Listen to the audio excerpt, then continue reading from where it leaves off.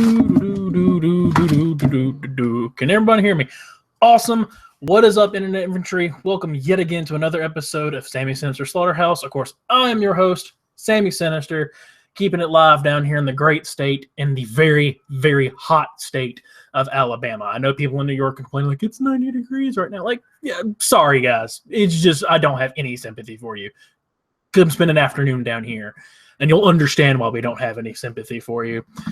So, guys, I figured I'm going to do something a little bit different tonight. Since we didn't get to talk about Monday night, I figured I would talk a little bit about Monday, a little bit about tonight, and just kind of give you my thoughts and everything instead of breaking down each match and going through that. So that way we can keep it a little shorter, and we can make this flow a little bit better.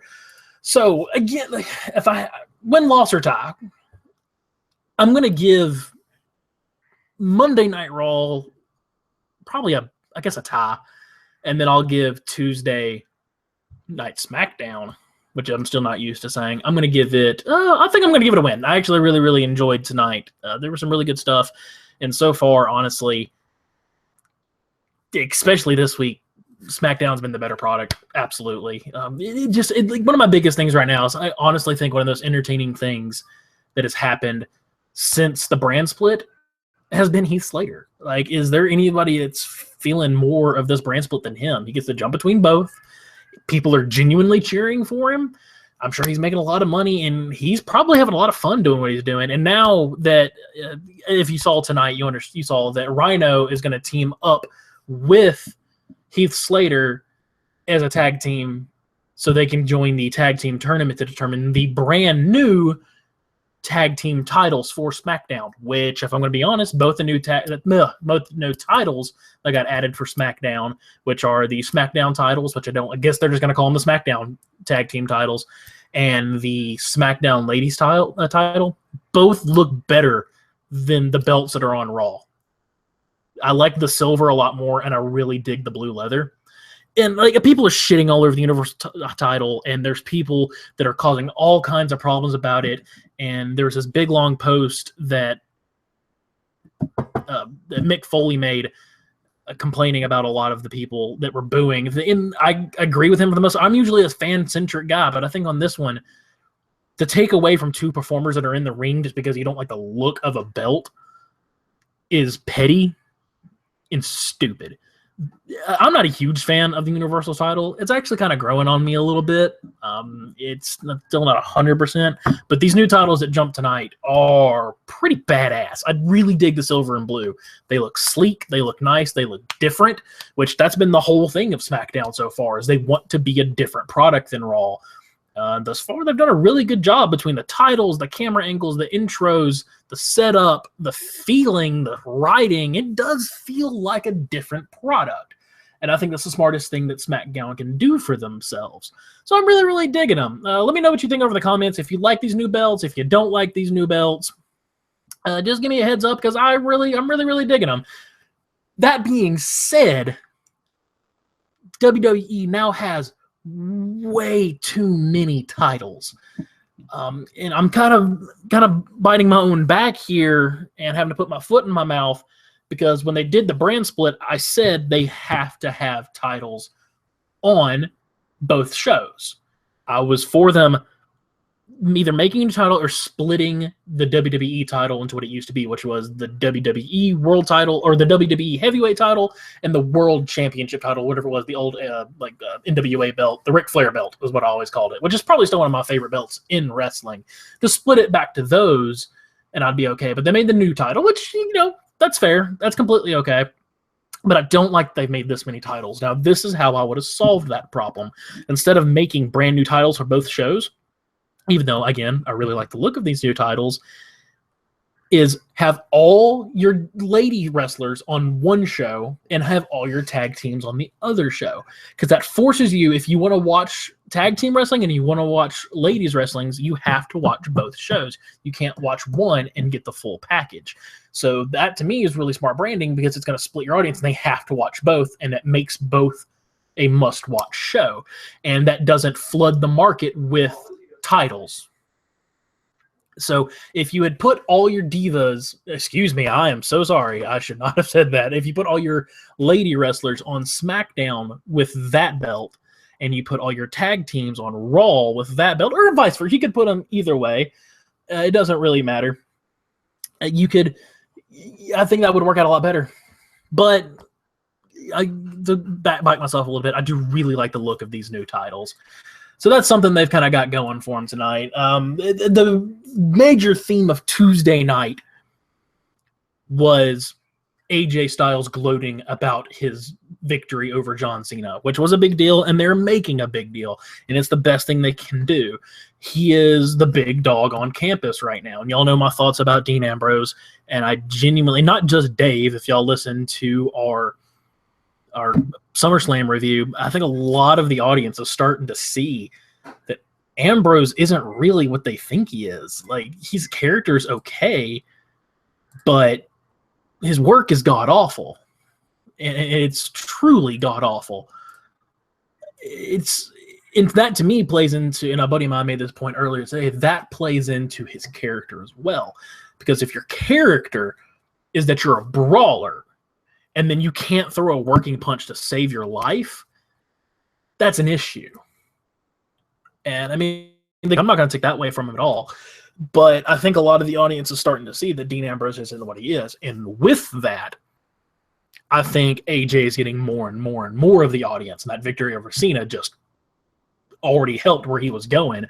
And he's given some of the best promos of his career right now. He's never been known for a very strong promo guy, but you could have fooled anybody that's new to the AJ Styles things. Again, my buddy is a big AJ Styles fan.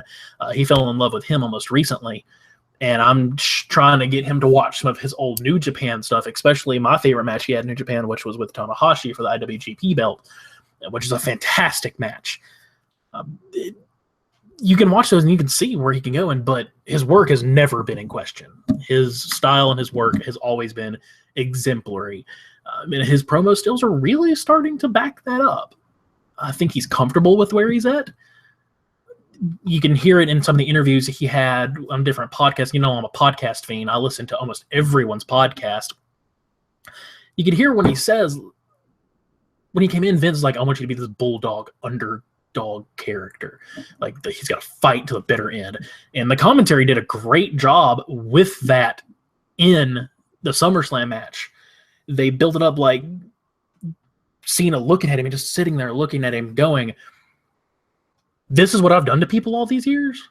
This is what never giving up really looks like, and this kid's not going to give up. It's something I wish they would have done more with the Roman Reigns matches, which were both really good matches.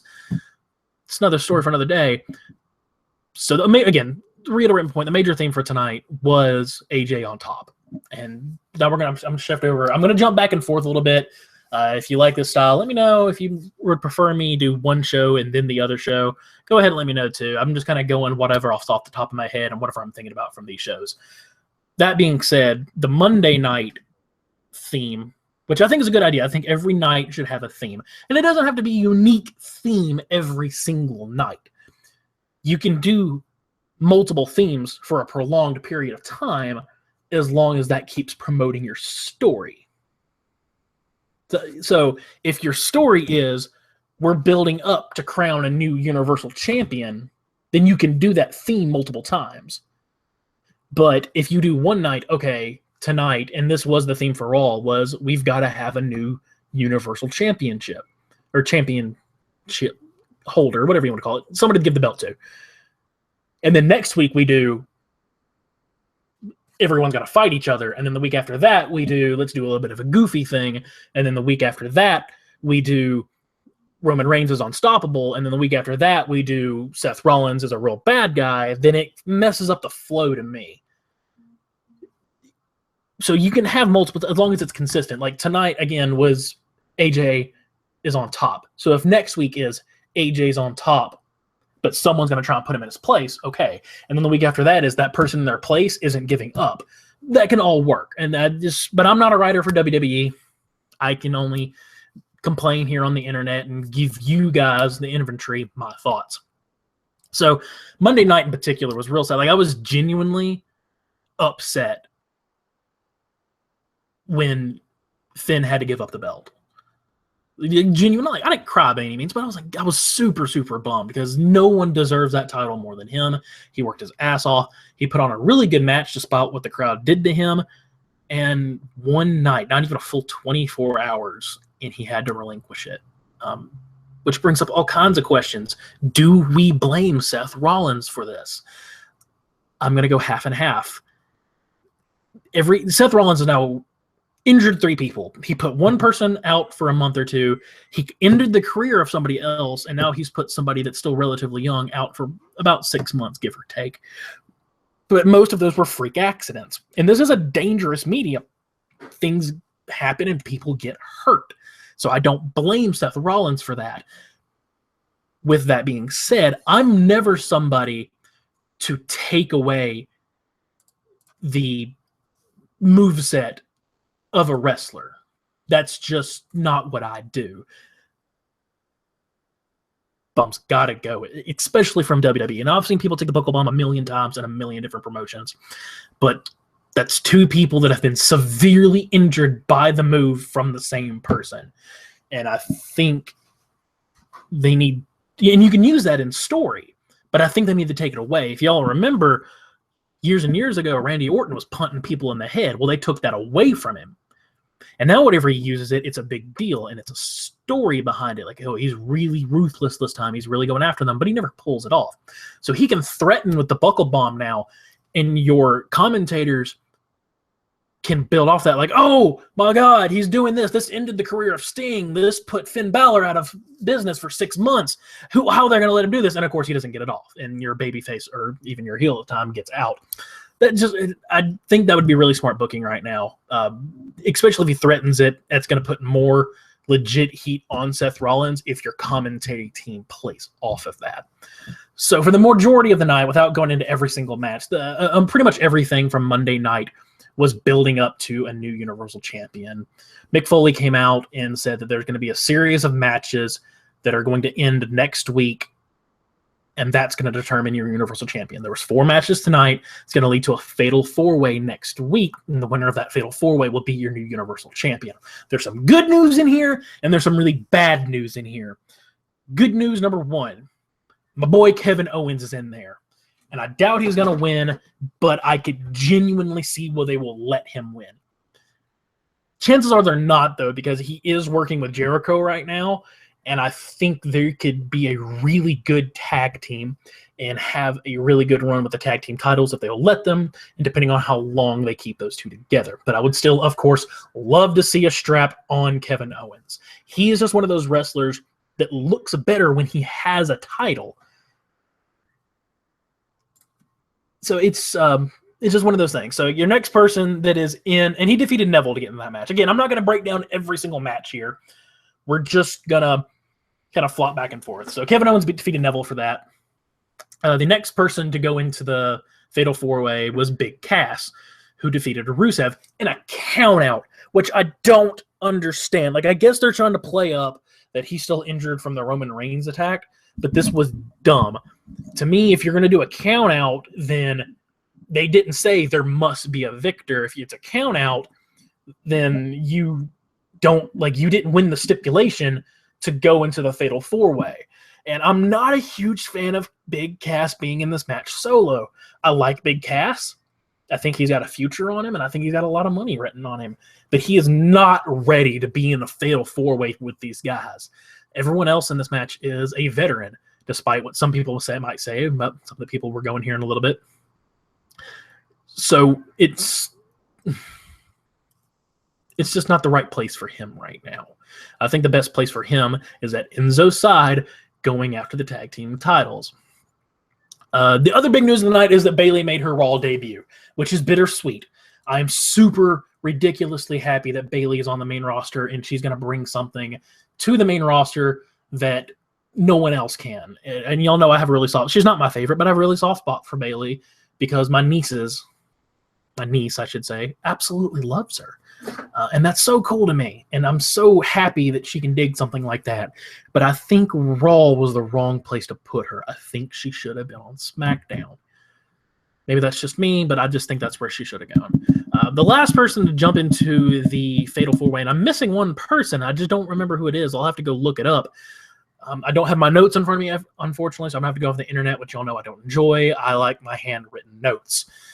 So the last person to go into that Fatal 4-Way that I can recall right now was Roman Reigns, who defeated Chris Jericho.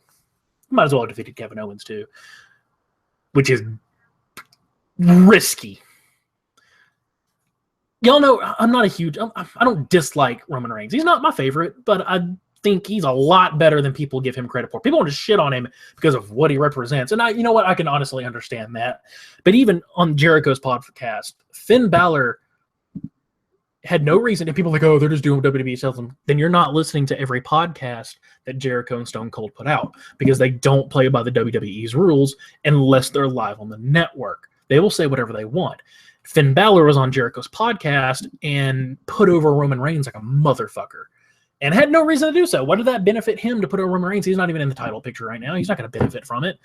And I forget the exact quote, but he essentially said he's one of the better guys he's been in the ring with and couldn't believe that he was that good after that short amount of time. So people that chant Roman Reigns can't wrestle aren't watching.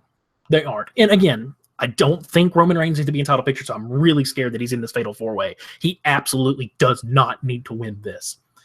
I was okay with him going after the U.S. title because that's a really good place for him, but he does not need to go after the main title again until he's either turned heel, either got the people with him or got him against him, and the best way to do that is to turn heel and have them against him. I'm still under the saying that I think fucking Paul Heyman should be with him because I think Paul Heyman with Roman Reigns would be a dream come true. But this is just the wrong place for him right now. He's put on some great matches in this last year. Some great matches. And people are like, oh, he got carried. Well, yeah, these are some veterans, but it takes two to tango. And he put on some great stuff. But this is just the wrong place for him. If y'all remember who that fourth member or the fourth person that's going to be in that tag team was, Seth Rollins. That's right. Seth Rollins defeated Sami Zayn, which, oh man, let me tell you, Sami Zayn could be the next breakaway babyface superstar. Him and Finn Balor could be those guys. But for whatever reason, WWE seems content to keep Sami Zayn in a Dolph Ziggler level, which is a great talent that's always going to lose, which there's nothing wrong with being an enhancement talent. Y'all know I've said that all along. But Sami Zayn can do so much more. Sami Zayn is so, I don't want to say better than that, but he just brings something else to the table to listen to reactions like that if you aren't the next big thing. So Seth Rollins just defeating him was, and it was the best match of the night. It was an absolutely fantastic match between those two. But it's just a bad place for him to be right now. Sami Zayn, that is. I mean, there's a couple of things that happened on Raw. There's just not a lot to go into. The Dudley Boys did give a goodbye, which I think was an official goodbye, and it was genuinely heartfelt. It was pretty emotional, and in doing so, they put over Luke and Gallows and Anderson, which I think they need to do. Gallows and Anderson need more legitimacy for this crowd. They can only say that what they've done in Japan so many times for your casual fan. They've got to be put over other people. I think they've got to decimate somebody in the tag team division sometime soon. And I think like the Golden Stars or whatever the fuck they're called were in there at some point in time, but no one cares. So that's pretty much it for Monday Night SmackDown. Again, that theme was AJ's on top and we're making new stars. So the best match of the night was the final match, which was Dolph Ziggler and AJ Styles, which is fantastic. Something in particular in that match that was awe-inspiring if you watch it from a technical standpoint. I almost have to watch every match twice because I'll watch it as a fan and then I'll watch it as a critic where I do their work. And I don't want to say I'm a critic because I'm not critical. I'm still a wrestling fan and I'm going to enjoy wrestling. But something they did in this match is their kickouts were perfect. The timing on their kickouts and their 3 counts were godlike. They were beautiful. Just like I'm talking like a cunt hair away from hitting that mat. And it was great. It was absolutely great. There had been some other matches of the night. Alexa Bliss versus Becky Lynch, which was okay. Becky Lynch got cheered and the crowd chanted Becky, which is awesome because I fucking love Becky Lynch, and she's easily one of my favorites. And I think she's the person most deserving of the belt right now. And I really hope that it comes down to Becky Lynch versus Natalya again for this belt, and that Becky Lynch is the underdog and then gets the disarmor on her and wins, because that would be fantastic to have her as a champion. I think not even just women, I don't think there's many people that deserve a strap as much as Becky Lynch right now, because that bitch has put in work and she has tried and given some fantastic effort and absolutely deserves it. There wasn't a lot else going on. There was the Ascension versus the Usos. They're doing a tag team tournament, like I said. The first round was the Ascension versus the Usos. Of course, the Usos win. Y'all know how I feel about the Usos. I do not like them. I really like the Ascension, but they have been bumblefucked, so there's not a whole lot to talk there. Carmella, I think, is turning heel, which is a really weird, bad decision, I think. I don't know what that was behind that. Essentially, she was getting in the ring with Nikki Bella and then attacked Nikki Bella before the bell rang. I'm not sure what they're trying to do with that. Brock Lesnar gave a short speech. Randy Orton gave a short speech about Brock Lesnar and how this isn't over and yada yada. And then Bray Wyatt came out and said some stuff, some cryptic shit. And I guess that's going to lead to a match with Bray Wyatt. But I don't know where they're going to go from there, if they're going to do Randy Orton Part 2, or if they're finally going to do the Bray Wyatt Brock Lesnar match. And it all depends on who wins this match. And I'm feeling that Randy Orton is going to win and go to the Brock Lesnar Part 2, which will be okay. But then again, you're just burying Bray Wyatt again. And that's just not cool to me. Bray Wyatt, people, like, there's this big argument I have with a bunch of people. And even I can see both sides of the argument, is that if wins and losses matter in wrestling. They do and they don't. You can lose and get put over. It's 100% possible. You can win and completely bumblefuck it. It's completely possible. But with Bray Wyatt, he has been an enhancement talent and lost so much, but he's so popular and his promos are so good that at some point in time, I think you have to give him a big win in a feud. It doesn't necessarily have to end in a title. It would be better if it does. But you have to give him something. And then that's really what I want. I think there was another tag team title match between American Alpha and Breezango, which honestly, I really like the team of Breezango. I think they could work really well together. American Alpha did win this match, but I think they got some good things ahead of them. What do we got? And then, of course, there was the final match with Dolph Ziggler and AJ Styles, which did have a stipulation in it from Daniel Bryan that said, AJ, if you win, you're going to face Dean Ambrose at Backlash. Dolph, if you win, it becomes a triple threat match at Backlash. AJ Styles did get the victory. And because he's riding such a high right now, and I think the crowd is so behind him and against him, and so many other members of the crowd, and like, don't get me wrong, Dean Ambrose is still hellaciously popular, but I think that bubble's starting to pop, and more people realize that he just isn't really what they think he is. And I'm really hoping AJ walks away with the title here. So that's it, guys. That's really all. That's all I'm going to say. I'm going to jump over to some live comments. So anything you want to say to me, go click on that right side of your screen, type some fucking shit into the computer, and then I'm going to read them right now with my handy-dandy snowball microphone. So starting off, Crazy J Ray. How you doing, Crazy J Ray? Says all the titles look the same, just different colors, but U.S. title and the Intercontinental title. Yes, you're 100% right, but I think that color scheme just looks a lot better, and it matches the SmackDown feel. So I'm actually a really big fan of them. So he did, but he does give me a thumbs up. He also asked, do you think Goldberg will come back to take Brock on? God, fucking hope not. That, fuck. Like, honestly, part of me really wants to see that match again. Because I guess some childlike part of my brain thinks that it could potentially work. But I'm just not sure. Hold on one sec, guys. I got a text about my kiddo. I know it's really late to be talking about my kid, but you know what I mean. So it's like there could be some magic there, and there's a decent story to tell there, especially because y'all know how I ranted about Brock Lesnar the other night, and I still stand by everything I said about Brock Lesnar. I hate what he represents. But as a human being, Goldberg's damn near as much a shit as Brock Lesnar is. And it would be boring as fuck just to see suplex and suplex. Now, apparently, Goldberg's been doing a lot of like legit MMA training and such, so maybe he's gotten a lot better. But they're both old, and Goldberg's really old nowadays. Do I think it'll happen? Probably not. But it could. And I wouldn't be surprised if it did. Okay, so Kevin Rick, again, it's Roman, Seth, Owens, and Cass in that Fatal 4-Way, and I don't know who's going to be the winner there. I'm really scared it's going to be Roman Reigns, which is bad unless if he wins and he gets booed. Here's what I would do. If Roman Reigns is going to win and someone hands me a piece of paper and says, Roman Reigns is your guy, Vince comes to me and he goes, Roman Reigns is going to win. This is what's going to happen. You got to make it work. I'm like, okay, Vince, I'll see what I can do. This is what I'm going to write. They go out there and they do a slobber knocker match.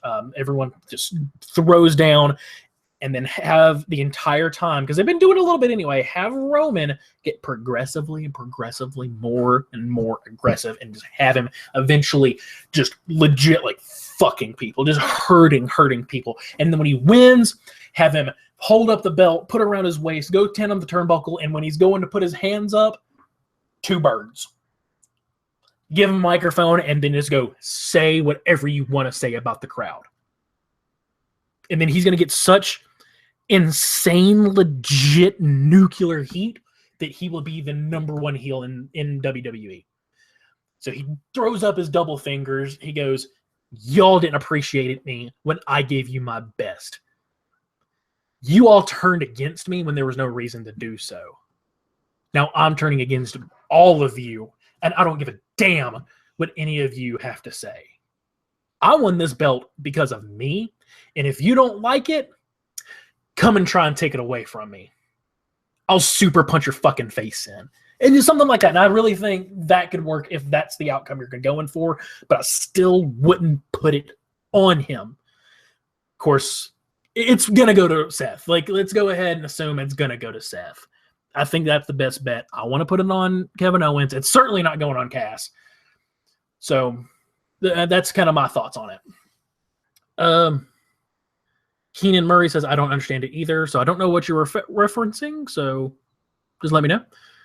He's already saying, yeah, it's not just me and you now, Sammy. Just an example. Okay. Because Goldberg been throwing hints of coming back to WWE, and he's on the cover of the new... No, well, he's not on the cover of the new game, but he's the pre-order. Which the last couple of pre-orders, I think, have done some stuff with WWE, and there's a big rumor going around that he is signed under contract. But it's all up to Vince. If Vince has enough faith in him, and I just don't know. Again, I don't think it's going to happen, but if it does, I won't be surprised. Kevin Riker asked, or Ricker, if I mispronounce your name, guys, I'm sorry. I can barely spell my own name, so just bear with me. He asked, do you think Becky will win the title? I hope. I think there's a really good story to tell there. And again, I'm a story-driven wrestling fan, which is why I like New Japan and I like Ring of Honor, but I'll never get behind Ring of Honor in New Japan like I do with WWE and Lucha Underground, because they're the best storytellers right now. Ring of Honor's got the best work, and New Japan's got some of the best innovation. But there's just not much of a story there. And people are like, oh, there's great tons of story in Japan. Like, there really isn't. But that works for Japan. It's a tournament-based thing, and it's fantastic to watch. It's just not my favorite. I'm not shitting on New Japan by any means. I really, really enjoy New Japan.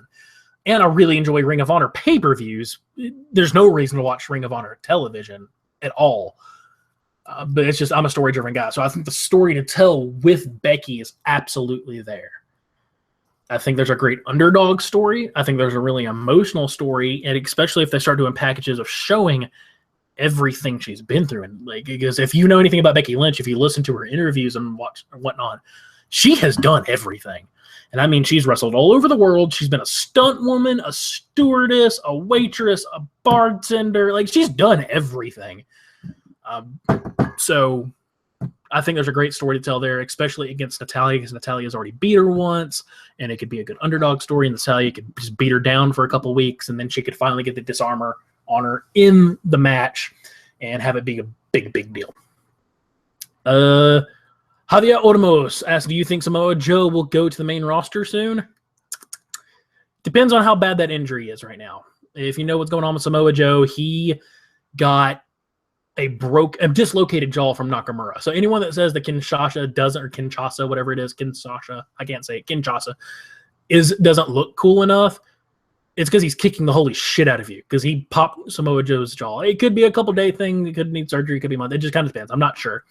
They're going to give him a rematch match in NXT, and it's going to be a gimmick match, and then after that, he might make his main way up. And I still think Samoa Joe's a great opponent for Brock Lesnar, but Samoa Joe's a great fucking opponent for an empty chair. Any of those would absolutely be fantastic.